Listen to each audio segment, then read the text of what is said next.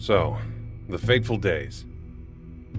7 attacks, 7 days. A city more furious than afraid. For 5 days. The first 5 attacks ranged from pathetic fails at humor to severe annoyances. More noise. A big pile of shit and flames. Inside a chamber to access ATM machines. A stink bomb in the metro. Little noise, no damage. Terrible smell that covered an area almost as large as a stadium. The laxative in the Congress's water that made us think this kid had some sort of fetish. Just to make it weirder.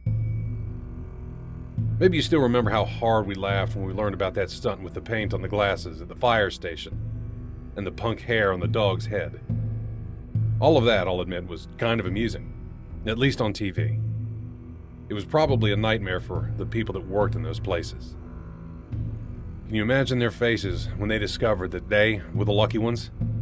What I've found is that 2 bombs later used were, indeed, made in that apartment.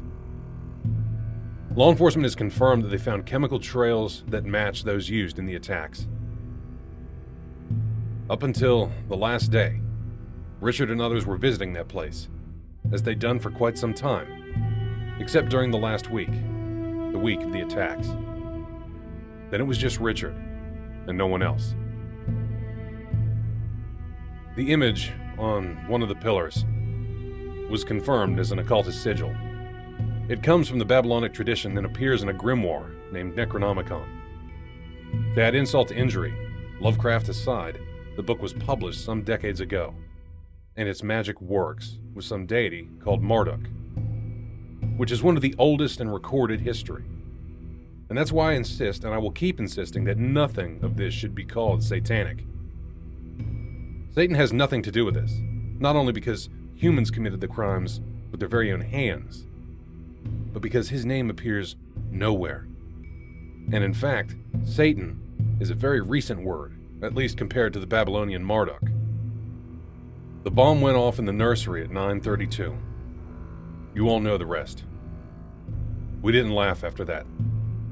What you don't know about this, and has been recently confirmed to me by law enforcement, is that the CCTV footage does confirm someone was with Richard when they planted it. While both are responsible, Richard didn't plant the bomb. While the other man was busy with that, he painted the sigil. His face is indeed visible. The other person was wearing a hoodie. The next day, the second went off at a kindergarten. The next day, about the same hour. There is no CCTV footage of anyone, but eyewitnesses point to a suspicious man who fits Richard's description to a T. The clothes he was seen wearing were found at his house. But I know I can tell you this. The reason why he was found so fast, the trail he left behind, it was intentional on his end. It couldn't possibly be any other way. That or Richard is way more stupid than we thought. It was basically a breadcrumb. Every 2 blocks or so, he painted a small graffiti from the places attached to his house. If you look at it in a map, it's almost as if he was signaling his address. The graffitis were, indeed, more sigils, not about Marduk. This time, the mystical seals spelled names more people knew.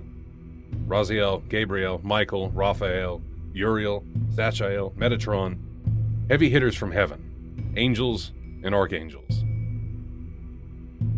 There was no desecration, no blasphemy. Occultists consulted confirmed it beyond any shade of doubt. It was angelic magic, and Richard never denied it.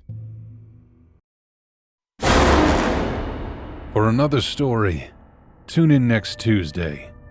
Meanwhile, watch another video. And don't forget to like, share, and subscribe. Check the description for our social media. And sleep well. If you can.